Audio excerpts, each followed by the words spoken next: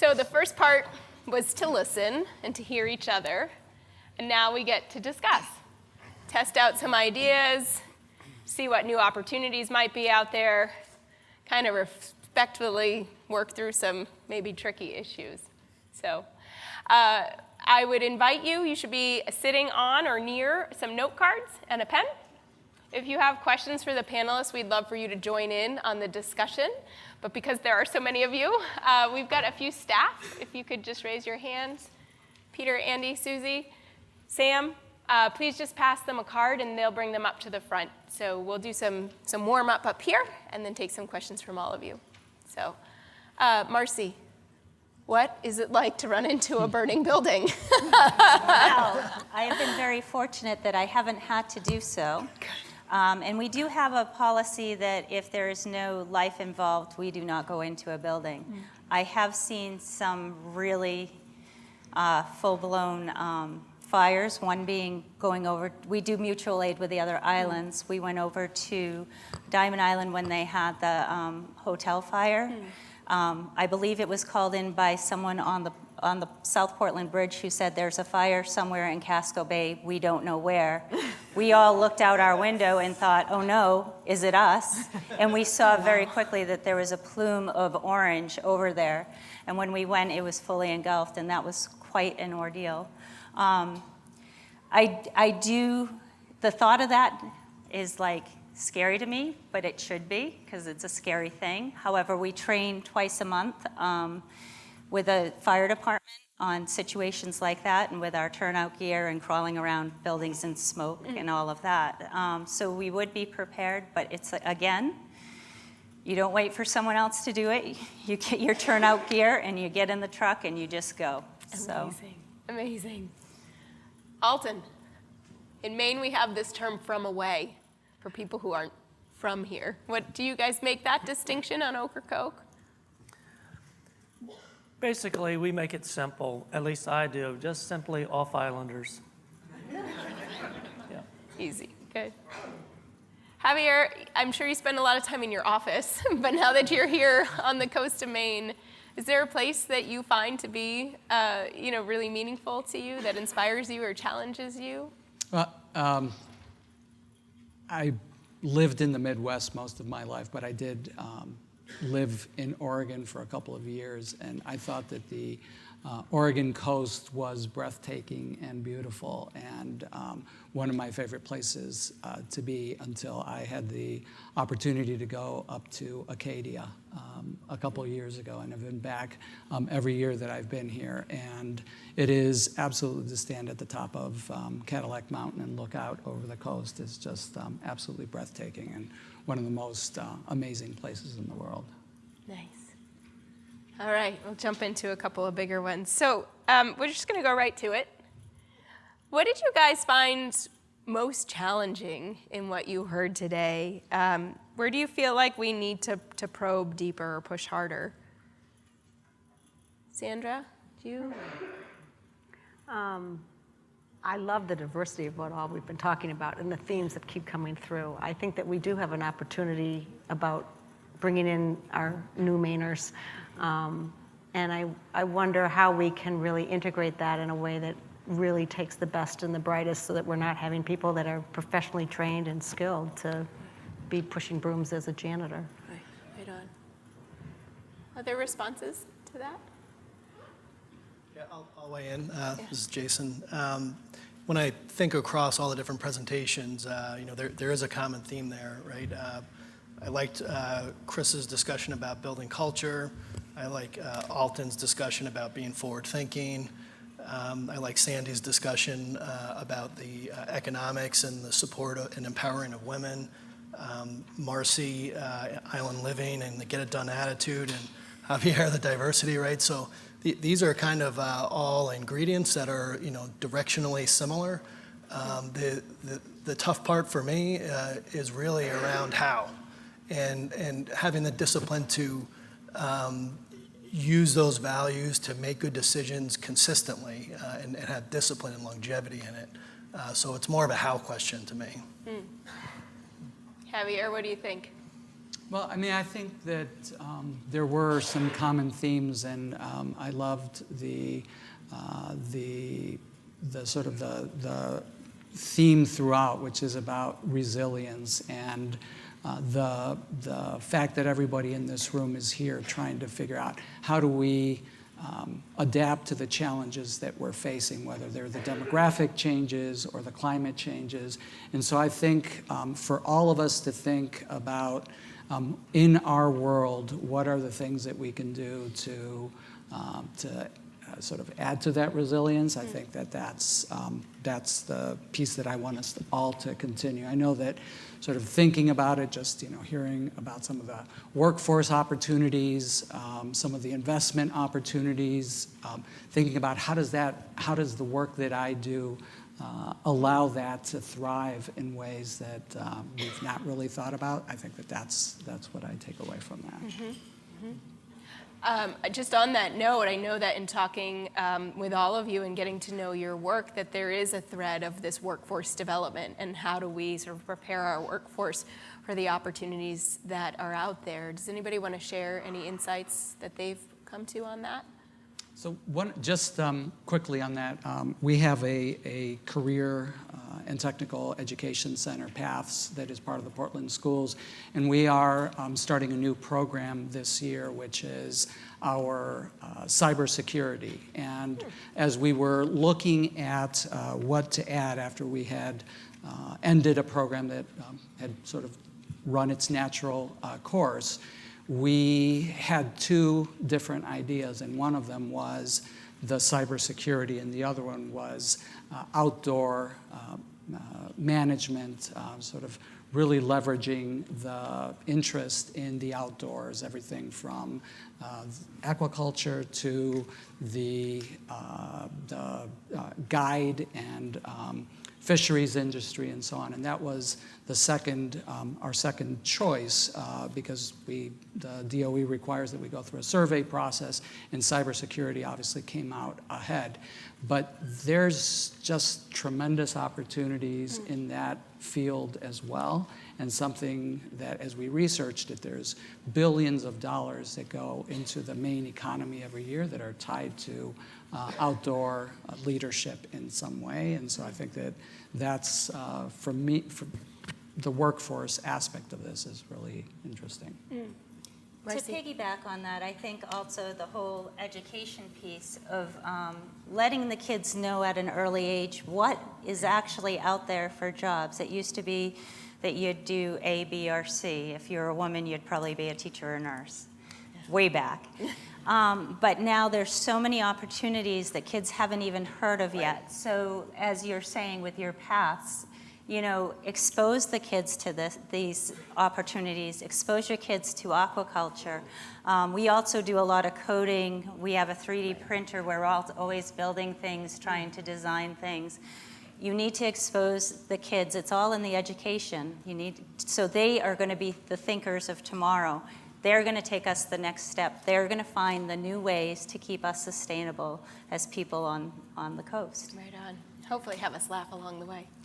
So often, what I perceive is that we don't even know the jobs that are going to be available in the future. So we need to have them, as you're saying, coding and makers and creativity and problem solving and learning the kinds of thinking strategies to address things, because the job that they're going to have in 20 years, we don't even know about at this point, know how to train them for. Right. To Chris and Jason, I know you guys have been doing a lot of thinking about sort of needs on the workforce development side and opportunities. What do you guys think? Yeah, we've spent a lot of time thinking about that at Thompson's point, and then also we have a management company that manages our hospitality projects and event venue projects and all of that, and trying to get out ahead of.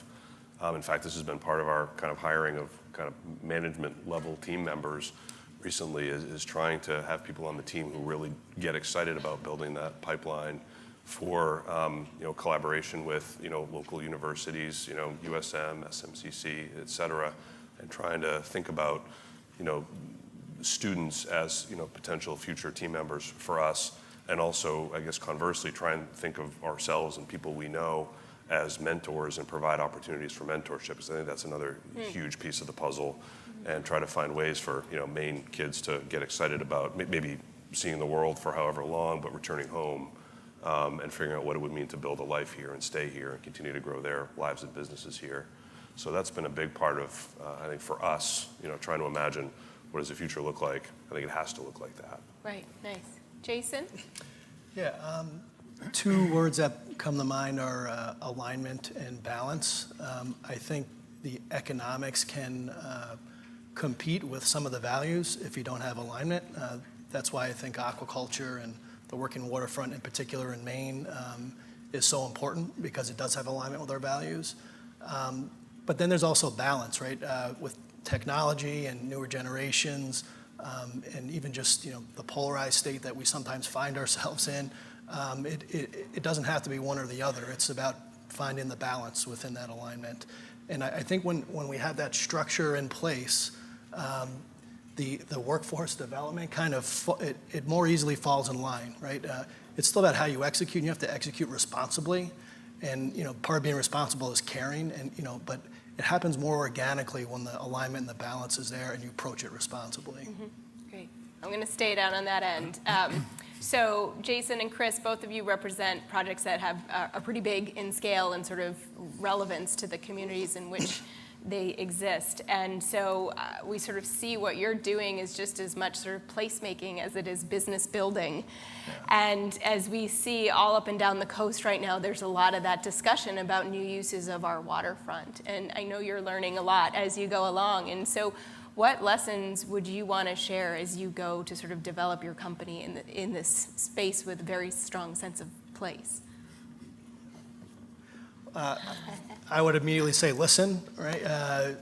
Too often you see approaches with emerging industries or business in general, or whatever interface you might have with the community in a telling type of a fashion. And I try to listen and understand what the interfaces are before I speak too much. And that's proven really helpful for me in Bucksport.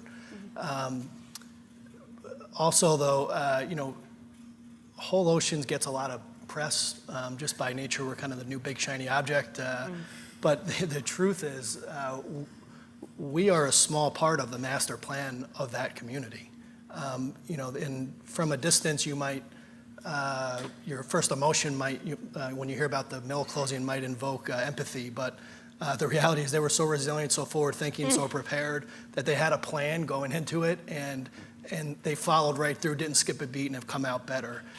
And Whole Oceans, even though we get more press than the master plan does, we're really a small piece of that master plan, right? So when you approach out and you listen first, it actually it helps you adjust on how you execute. Yeah, Chris?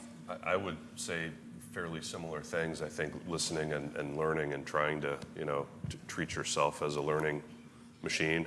And build a team that can work that way and will actually not be afraid to tell their superiors the truth and confront difficult truths in building your business. I think that's one key thing. Certainly, it's a hard lesson to learn and keep learning, but it's a very real and important one. I think trying in some sense to be enough of a generalist to be intellectually curious and interested in all the various disciplines that touch what you do. You're never going to know as much about the law as your attorney or design as your architect, but knowing enough to be dangerous and engaged, I think, is really important if you're going to try to build something that will last. And then lastly, this isn't my idea, it belongs to the great Oprah Winfrey.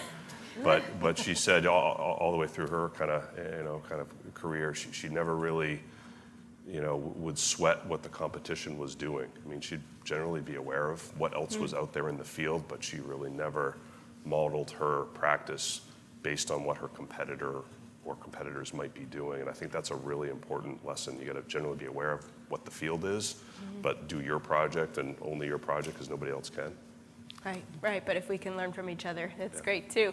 So it's interesting.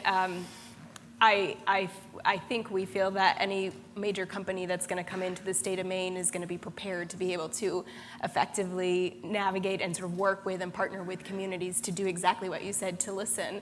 But I just want to go back to what you said, Jason, and underscore how incredibly important it is for communities to be up to that challenge as well, and sort of prepared and ready to voice their vision.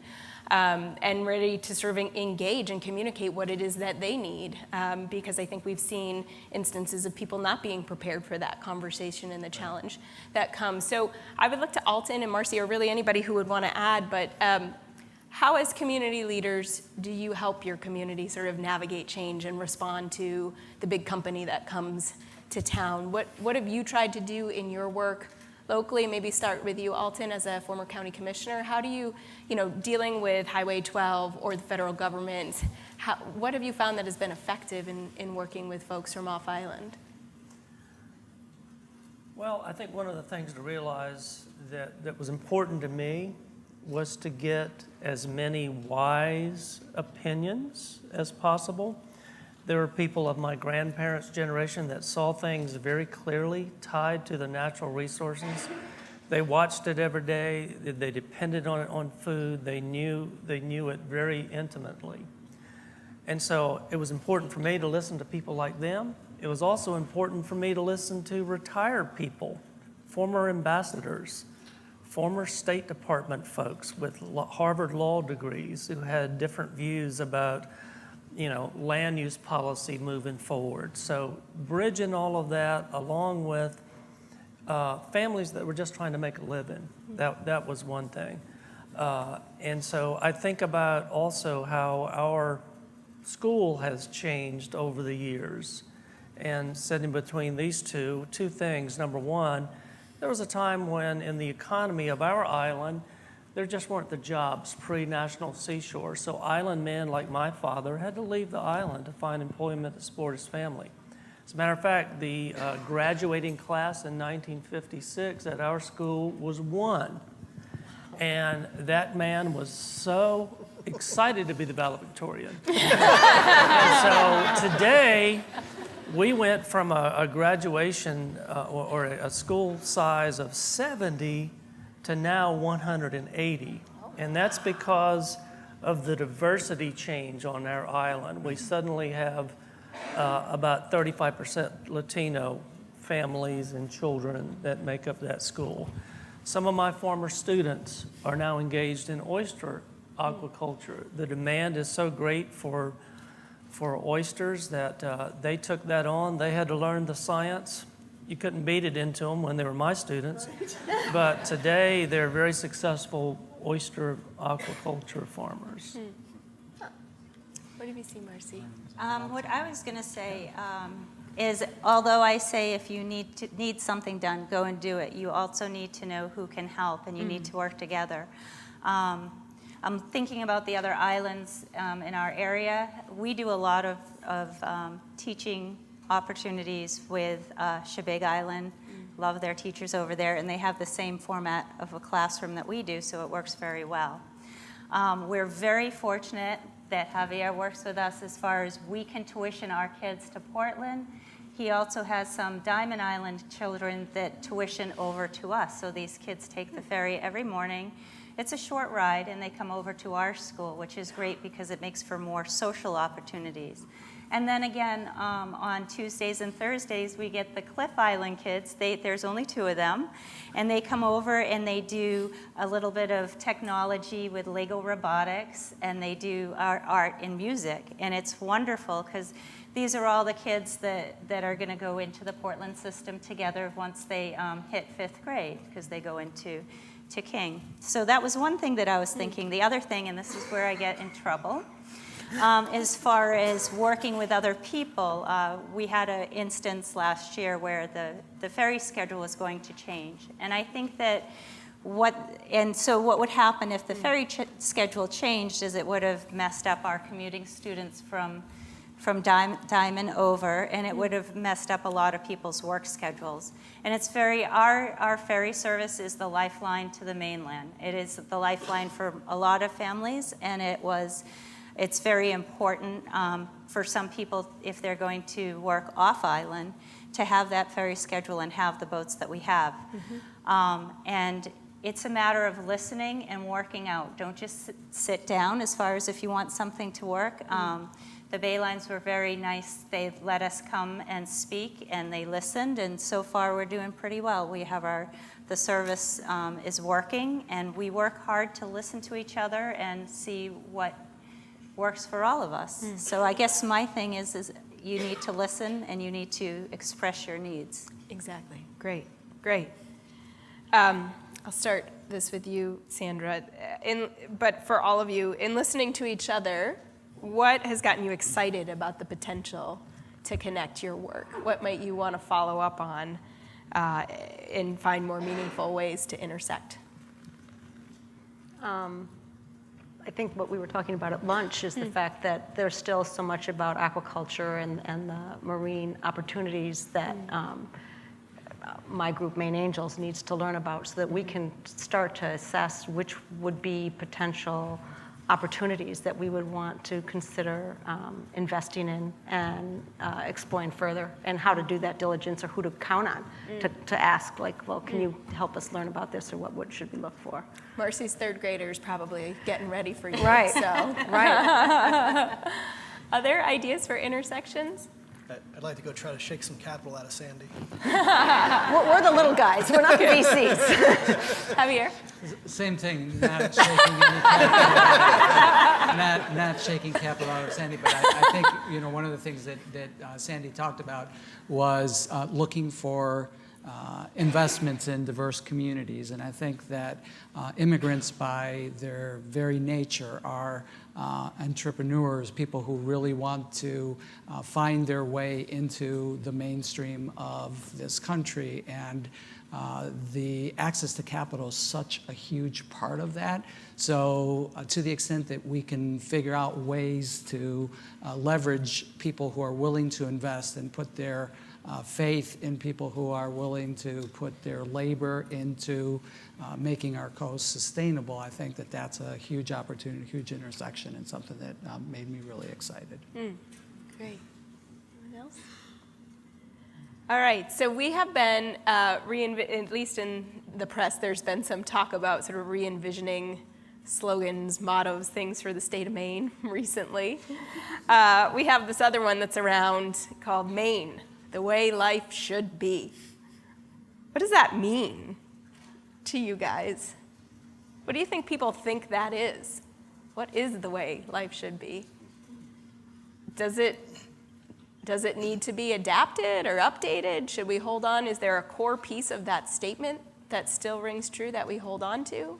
Marci. I'm thinking of my own situation, and I'm thinking that, and I grew up in Maine. I've lived in Maine all my life. I grew up in South Portland, and as you know, I'm out on the island. I think that people of Maine embrace the beauty of Maine. They embrace all that Maine has to offer, both culturally and physically. I mean, the fact that you could go out and climb a mountain, come back to Portland, and go to the symphony. It is just such a wonderful state, because it does have so many opportunities, and yet the pace is still at a good pace. It's not hustle, bustle, quick, fast-moving pace. So, yeah, I embrace the way Maine is, and it's the way it should be, and I don't think I'd change it much at all. I find Jason? Mainers almost don't want to talk about it too much for fear of too many people Everybody finding else out wants about to come here the then, gem, too, right? But I mean, it is I'm from away, but I'm here to stay, right? So I've discovered the secret, and I love Maine, and the waterfront, and being out in the water in the summer, and the ability to go ski on the weekends in the winter, and just the work-life balance, quality over quantity, all of that resonates with how I want to live my life. So to me, that is the way life should be. But I might suggest that for our slogan, we go with Marci's "Don't wait." Maybe Maine, just don't wait. Don't wait for someone else to do it. Yeah. Other reactions to that? Well, I want to maybe sort of look at the future. I do think that the notion of what life should be is a continuously evolving one. And I think that in a world, in a country in particular that's very starkly divided, figuring out ways in which we can continue to, what I believe Portland does, which is lead the country in its efforts to be a truly tolerant and diverse and embracing and future-looking community. I think that life, what life should be, is not what it necessarily is today, without in any way saying that where we are today is not great, because I actually, as somebody who lives here now and has moved here recently, I came understanding all of that wonderful that is currently but continuing to evolve in that direction, and leading the world in doing that, I think, is something that is within our reach. We got Dirigo too, so we can do I lead and. There we go. Good, good. We get some great questions from the audience, so I'll start off with one of them. It looks like this is for you, Jason. How does state or policy issues play in, I guess, to all of this, but particularly for enabling startups and companies like Whole Oceans to start up, thrive, and pave the way for the future blue economy? Yeah, that's a good question. That occupies a lot of my time. Legislation and regulation, the permitting, the licensing is, as you might imagine, with an emerging industry and an industrial project like this, especially on an old mill site, there is a lot of legislation and oversight. My interface with the full range of regulatory bodies and legislators has been great. Everybody comes in with an open mind and wants to help. It's really about trying to find common ground and compromising and developing the relationships and the trust and the understanding to figure out common solutions that work for everybody. One thing that we found, now that I'm thinking about it, is that this is an emerging industry in a new region, right? So a lot of the regulation and the regulatory bodies that we interface with started to at least happen in a little bit of isolation. It seemed like each regulatory body had their own role or their own permit or license. And we quickly, all of us quickly came to the conclusion that there's so much overlap, DMR, the NOAA, the U.S. Fish and Wildlife Services, the DEP. I mean, you go on and on. There's, a list of different agencies that we interface with. So we've elected to do more collaborative approaches with a full gamut, or at least sections of them that have the most applicability to what we're doing. And that open communication has proven very helpful. When we all get in the room and talk about it, the discussion goes to places you might not have expected, and we come out after those discussions better prepared to go execute. Thanks. Sandra. Yeah. We've got somebody who wants to know about your thoughts about the challenges that women entrepreneurs confront in starting their businesses. There's successful women entrepreneurs that would say that there's no difference, that it is that all entrepreneurs have those challenges. But I think because there's been more male entrepreneurs, perhaps, just sheer density, there's more people to go to talk to ask questions of, and who will mentor and take you under their wing. Mm-hmm. And so one of the things that I'm finding that where I go out and try and work with female founders is they just a sounding board. I mean, the one that we just closed last fall, she did send some information out to some of her smaller angel investors, and I was like, you need to make sure you communicate to them. She said, I thought as long as I did to the big guys. I'm like, do you want the little ones to keep coming and invest the next round when you need more money? Hadn't thought of that. Those are the kinds of things that just, it's helping to try and figure out how to navigate sometimes. And there's people that navigate that really well and still are very successful because of it. But others who are just starting out and are sort of clueless, they have an idea, they have a passion, but they haven't run a business. Yeah. So. Yeah. We got another one for you, connecting sort of the challenge of Javier's remarks, do you see some investment opportunities that could help bring and sustain ethnic, cultural, and linguistic diversity to Maine's islands To Maine's islands. or the coast? Wow, that's a lot, Yeah. isn't it? Yeah.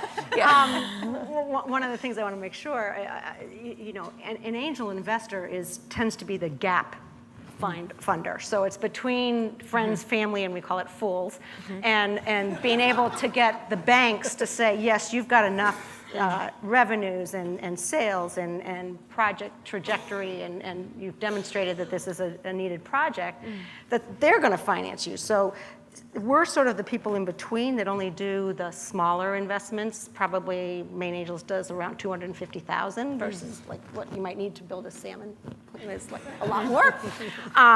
But we also syndicate with Maine Venture Fund and Coastal Ventures, so that like together we can probably get to 750, maybe even as much as 1.5 million. The islands, I think, would probably be looking at smaller endeavors and sort of like 1 and 2 person kinds of activities. They just don't lend themselves to being an investment from an angel investor, because we're looking for something that our money is going to take it and it's going to go from, yeah, I'm on the internet and I have a couple clients, to, whoa, I'm going to be outside and doing all of the regional area. So I think it's the kinds of programs that are available right now. I know that Catholic Charities is doing sort of a business thing for new Mainers, and working and having a business counselor there. I think the Welcome Center is trying to do some things. I know the fellow who's running their entrepreneurial program.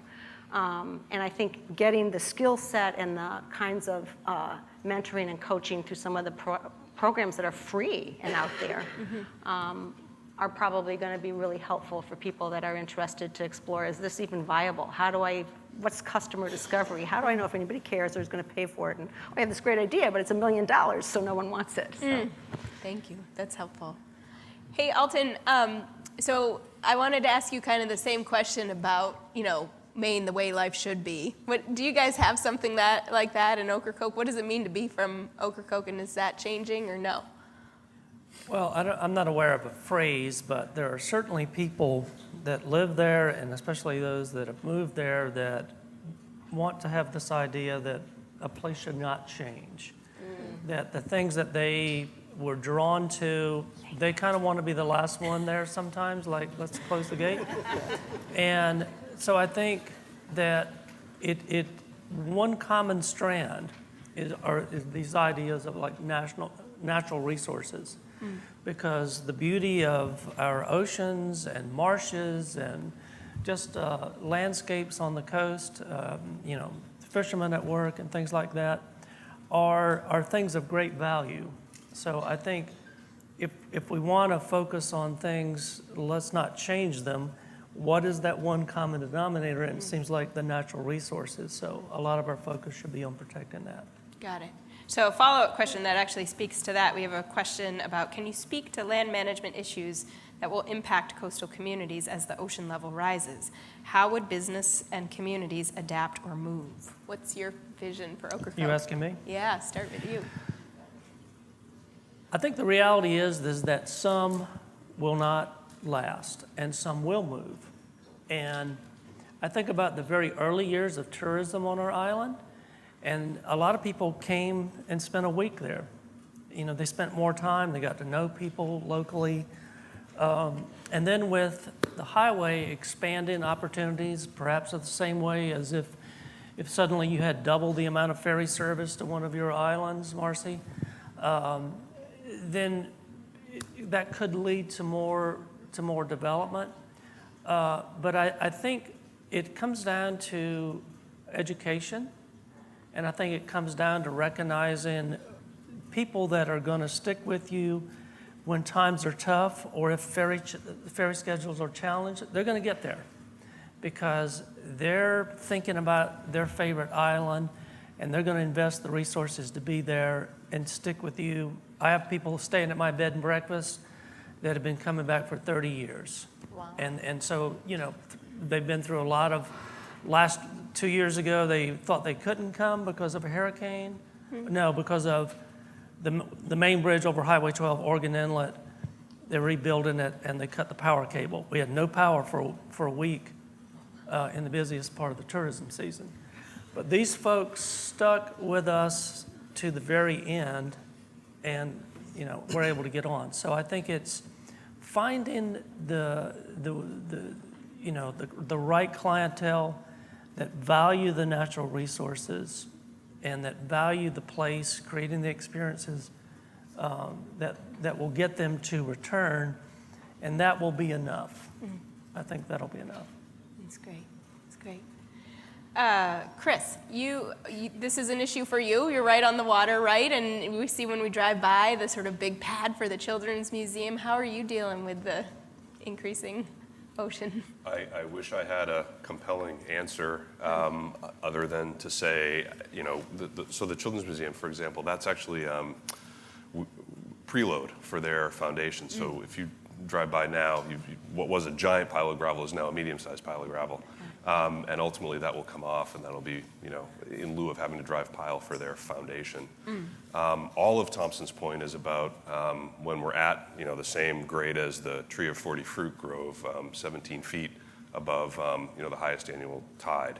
So, relative to Commercial Street, we've got a little more time to be high and dry. But ultimately, it's all one coast with one series of glaring problems.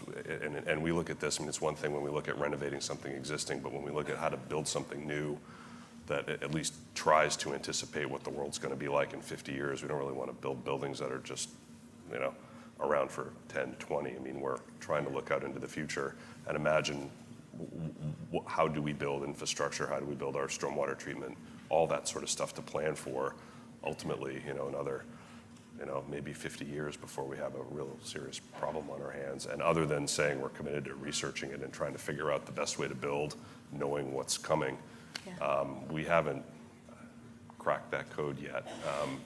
We're just doing our best to try to identify what the problems are going to be and when they're going to come.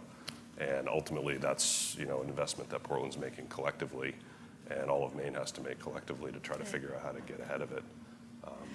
Good point. There's a profound question that I don't know the answer. Yeah, well, there's another question for you here about the railroad and that history at Thompson's Point. And so do you have any thoughts on how or if to leverage that history? Yeah, actually, that history, interestingly, is, kind of a waterborne one. Thompson's Point sits at what was the terminus of the Cumberland-Oxford Canal system that came from the Sebago Lakes region into Portland to get to the rail. And in fact, you can still see remnants of that if you walk along. Portland Trails has a kind of trail corridor on Thompson's Point. You can see the old tow path and the old turning basin in the tidal area.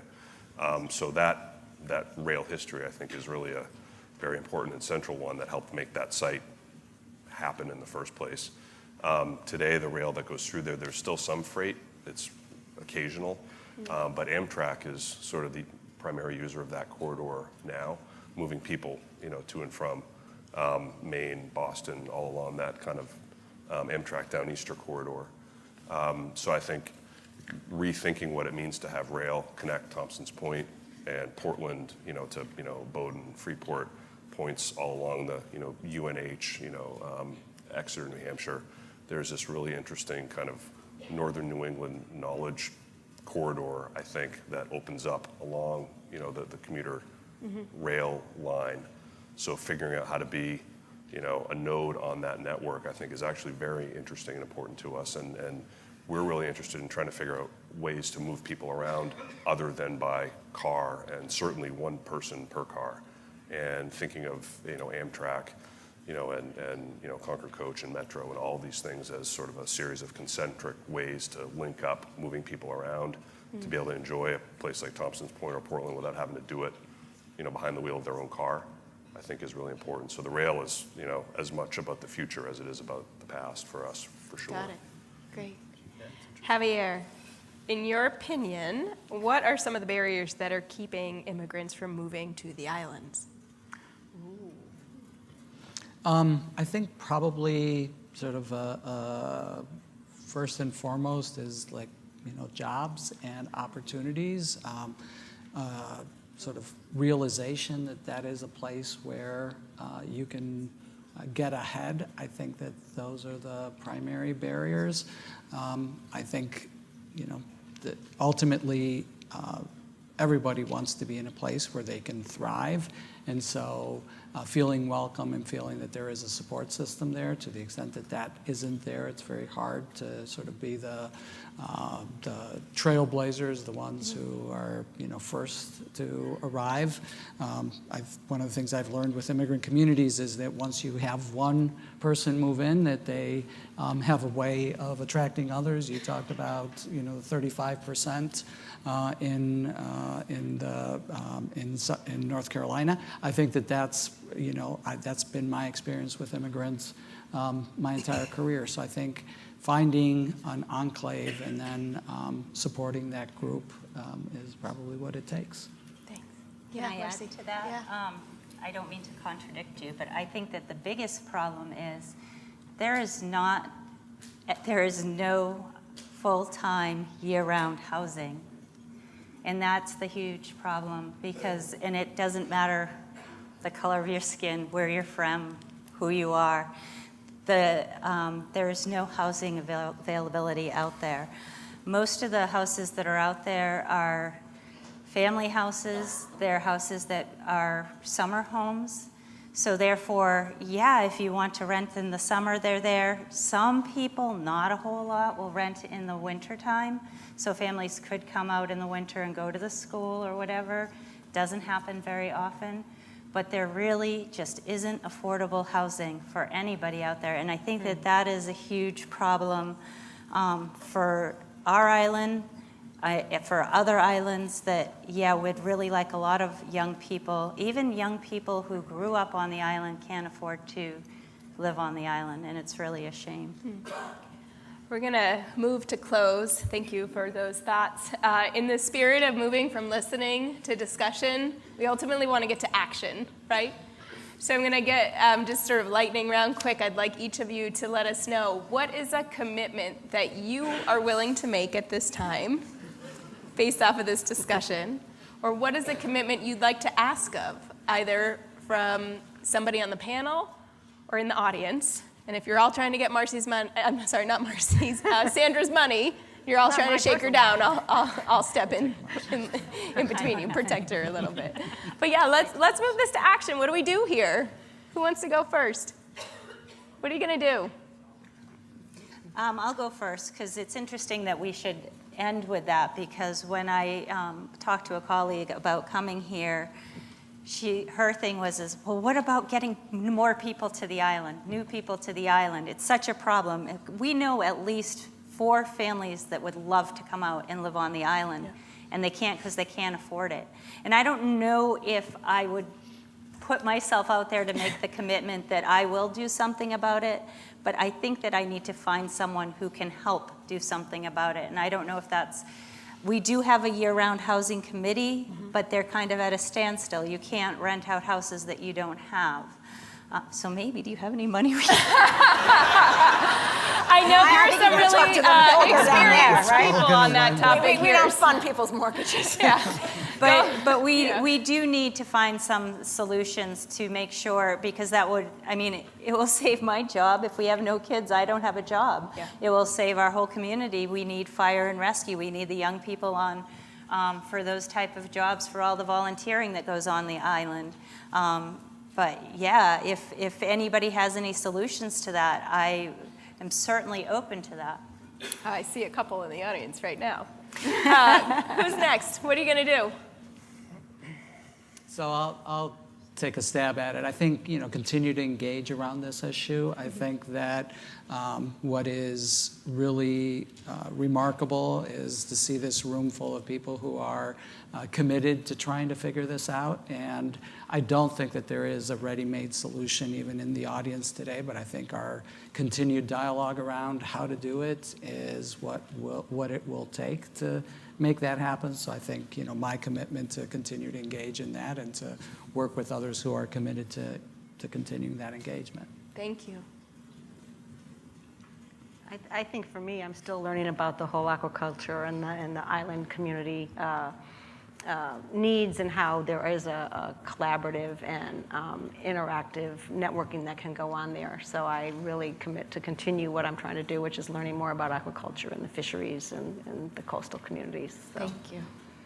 On the other end, any commitments? Yeah, I guess I would say that a commitment I would and could and probably have to make is that the next time there's a question about, sea level rise relative to what does that mean for our building work, continuing to try and have better answers to that incrementally. I don't know anyone who's answered that question, but, that's just absolutely an imperative to figure out. And how does that question link up with some of these broader questions? I think just posing that, I think, is interesting, and I don't know, but it seems like they have to. How does aquaculture and the tourism and education that goes along with that, knowing that we're all facing the same condition, how do those two things link up together, I think is a really interesting question too. Great. Great. Next year, Waypoints 2020. We'll get the answer. Jason or Alton? So the bumper sticker for my commitment is that I'm committed to environmentally friendly, socially responsible industry, right? But reflecting on the discussion today, there's a couple things that I pulled out that I need to, I think, further digest to see how they fit with our project. Chris mentioned taking risk together, and that really resonated with me as an emerging industry because we don't have all the answers, to be honest with you, right? So a lot of it revolves around seeking understanding, managing risk, and putting controls in place so as we learn, we continue to improve and maintain our values. But then Javier's discussion about diversity also just, it gave me a little course correction in my thought in that I've been so focused on Bucksport and the project, I hadn't really thought about, even within workforce development, how to introduce some diversity, because I do think the team's better being more diverse. So I'm continuing to keep learning and trying to find the best solutions possible. Thank you. Just a quick closing comment. As a longtime educator and certainly a past community leader as far as in county government, I think one thing that we really, really need is a grassroots development of leadership among young people, because in this addictive social media age with all of the devices, we see a lot of people that are just waiting around for somebody else to take care of it, whether it's local, state, national, or the people that have the usual suspects that always get rounded up to do the jobs. So as an educator, I would love to see leadership programs starting in elementary school and moving on forward and targeting and finding those leadership potentials, and because we never needed that more. So that's what I certainly hope for the future of our island and all islands that are challenged, to turn those into opportunities. Thank you. So I'm going to turn that to all of you because remember at the beginning we said we needed you to do some work today. So as we move to go to a break for a little bit, please take a moment and reflect, what is your commitment from this conversation today? What do you want to ask of somebody else in the room? And maybe go and do it, right? Because part of what we know is going from talking, listening to talking to the idea of action and making a commitment is sharing that intent. That's how we know by sharing is sort of one of the things that will motivate us to actually follow through. So take a moment to share your commitment with somebody. If you don't want to talk to somebody, you're missing out, but you probably also sat on a postcard. The postcards to the future have prompts for you to fill out your vision for the coast, and if you deposit those in the collection boxes around the room, that would be great. We'd love to know what you want to do and what you want us to do as the Island Institute. If you include your address, we'll mail them to you in a year, and hoping that you can check the box that you did it. So with that, please enjoy your break. We're going to come back at 3:30 for a really exciting premiere from O-Chain Comics, our buddies in Rockland, that I think you will like quite a bit. But please join me in thanking our amazing panelists today.